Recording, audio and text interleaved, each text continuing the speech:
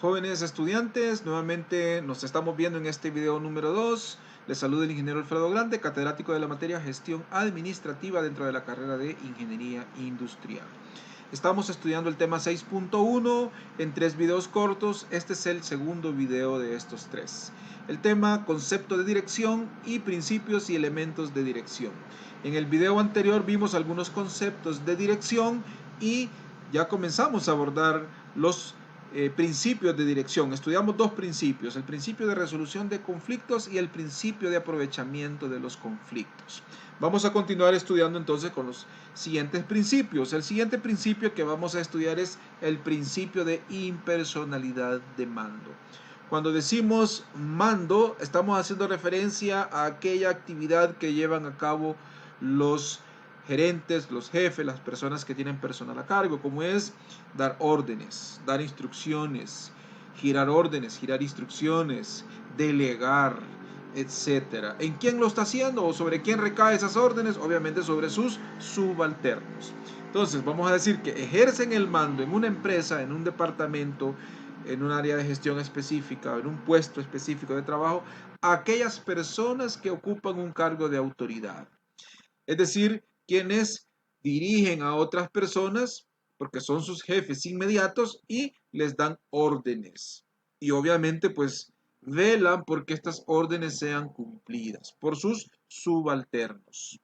¿Qué nos dice este principio de impersonalidad de mando? Nos dice que un directivo o un jefe, cuando emite una orden o una instrucción, este debe de hacer énfasis en que estas órdenes obedecen a los intereses de la empresa, no a los intereses personales o particulares, o a los intereses de una persona en particular. Es decir, por ejemplo, cuando se va a dar una orden, voy a poner en un caso de ejemplo, imaginémonos que en una empresa de producción, estamos hablando de un piso de producción, y hay necesidad de quedarse trabajando una hora extra. Y hay que dar esa orden, hay que dar esa instrucción al personal que se tiene a cargo. Ok, no se trata, por ejemplo, de dar una orden en el sentido de que hoy nos vamos a quedar trabajando una hora extra. Pues un subalterno puede preguntar, mire, ¿y pero por qué? Entonces, no es correcto que el jefe inmediato, por ejemplo, les diga, porque yo lo mando, porque yo lo digo, porque yo quiero, porque con esto yo logro mi meta. ¿Por qué? Porque eso no es lo correcto. Ahí se está poniendo en énfasis un interés personal o un interés particular.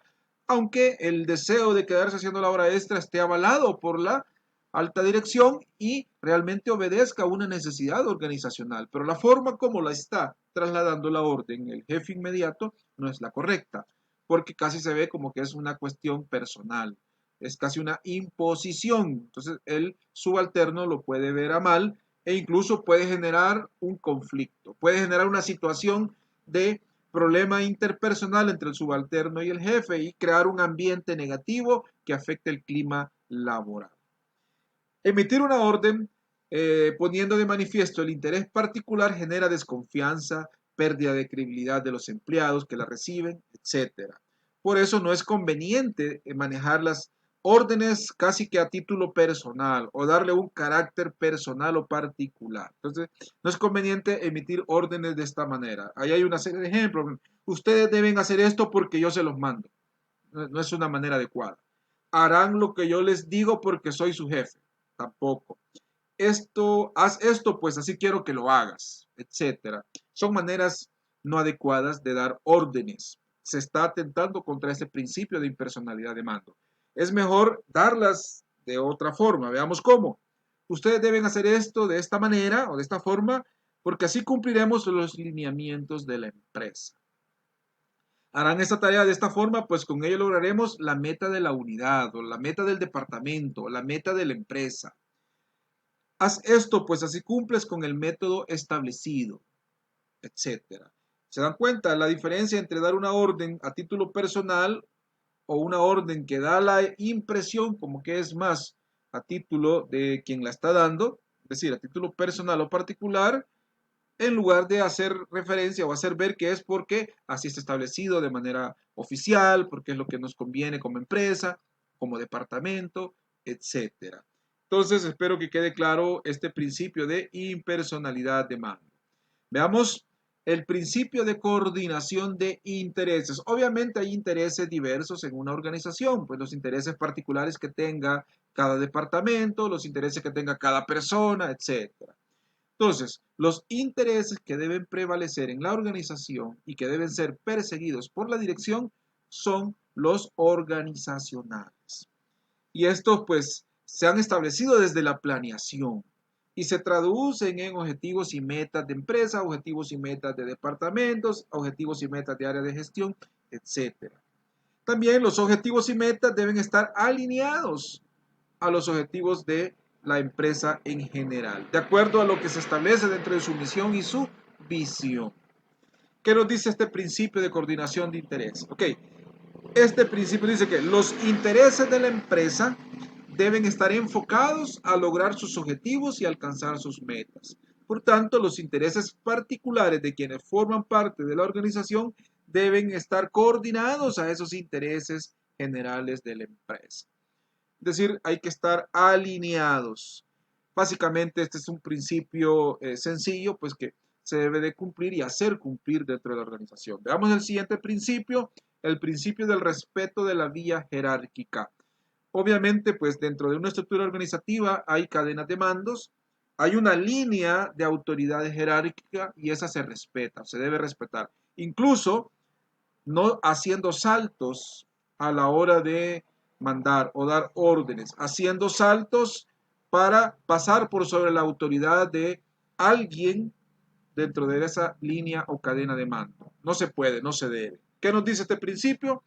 Este principio nos dice que es indispensable que para garantizar una sana dirección y un sano ambiente de trabajo dentro de la empresa, se deben respetar los niveles jerárquicos establecidos y la cadena de mando que ya está definida dentro de la estructura organizativa y la cual es de carácter formal, así establecida dentro de la empresa. Ya estudiábamos en el periodo anterior, por ejemplo, el tema de jerarquización, donde ya se definen esas líneas de autoridad dentro de la estructura organizativa.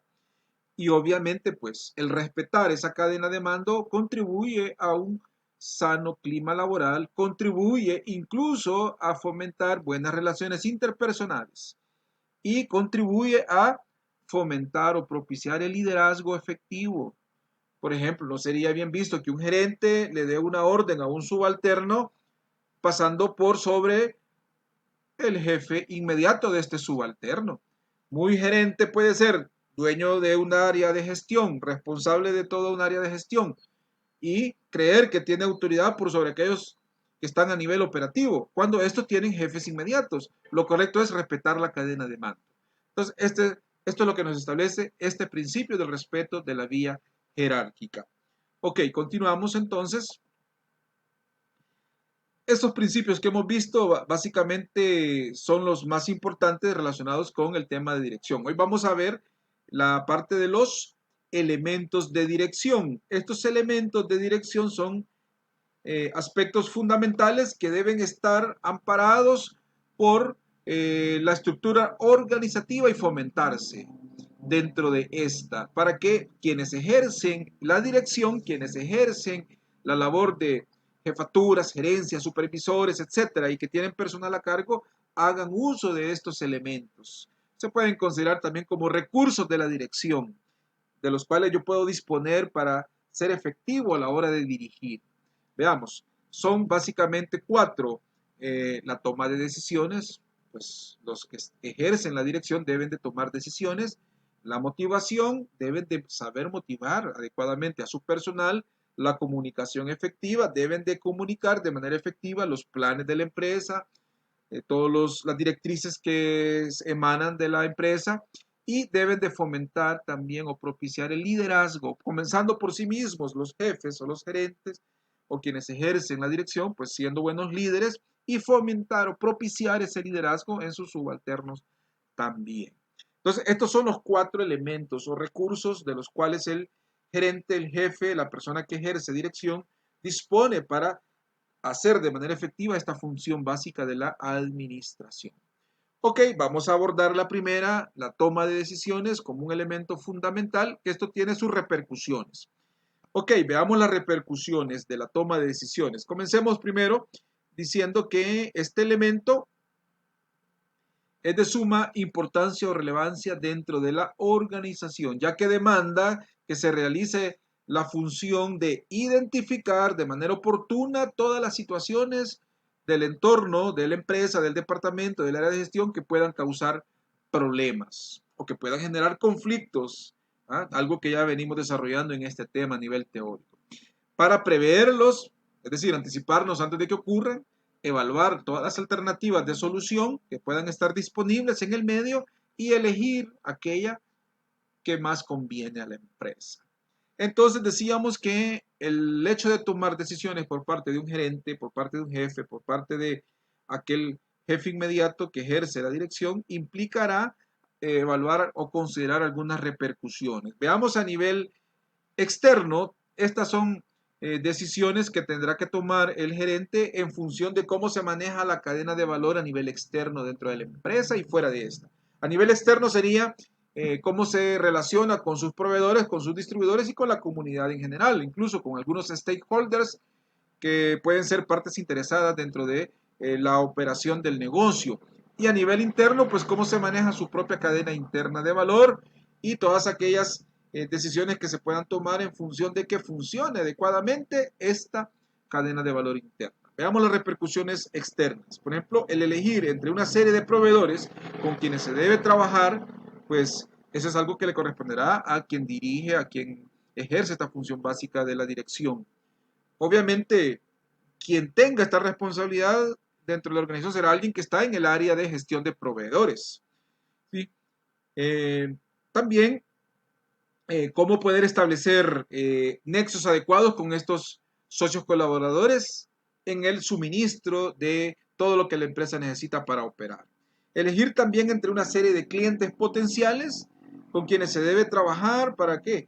Para que nos permita poder llevar a cabo nuestra gestión comercial de manera más eficiente. También esto será objeto de toma de decisión por parte de quien esté en esa área trabajando.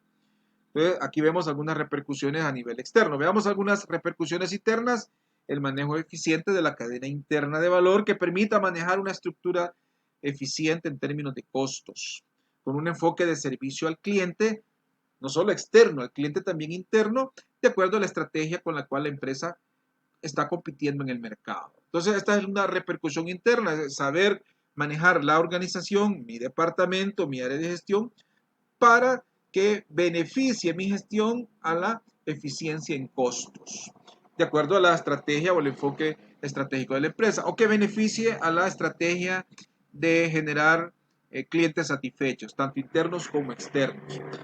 Otra repercusión, otra repercusión a nivel interno, pues todas aquellas decisiones orientadas a la administración del personal o del talento humano y que van a impactar de manera positiva al éxito de la empresa. El hecho de todas las decisiones que se tomen en función de proveerle al trabajador, por ejemplo, todas sus prestaciones, sus beneficios, sus compensaciones adecuadas, proveerle de su equipo de protección personal, condiciones de trabajo seguras, etcétera. Son decisiones que tendrá que estar tomando quien dirige y se va a enfrentar a diversas situaciones donde tenga que tomar decisiones en relación a esto. Hay más repercusiones externas e internas. Veamos otra repercusión externa. Veamos, cerremos con las repercusiones externas. Escoger los socios estratégicos en la cadena de abastecimiento o de suministro. Esto está amarrado con lo que explicábamos anteriormente a la hora de elegir proveedores, de elegir socios colaboradores en la distribución comercial, evaluar de manera continua las condiciones externas o el entorno del mercado. Lo que nosotros estudiamos en la función básica de la planeación como análisis externo y análisis interno, donde hay que evaluar las fuerzas tanto a nivel externo como a nivel interno que pueden afectar a la organización, pues son aspectos que hay que también analizar para tomar decisiones adecuadas. En el entorno externo, pues este es un entorno dinámico y cambiante y el administrador, el que ejerce esta función de la dirección, pues deberá tomar decisiones adecuadas para que se consideren el ambiente externo de la empresa en términos económicos, en términos de mercado, de competencia, etcétera. Veamos repercusiones internas. La empresa siempre debe estar en un proceso continuo de evaluación de sus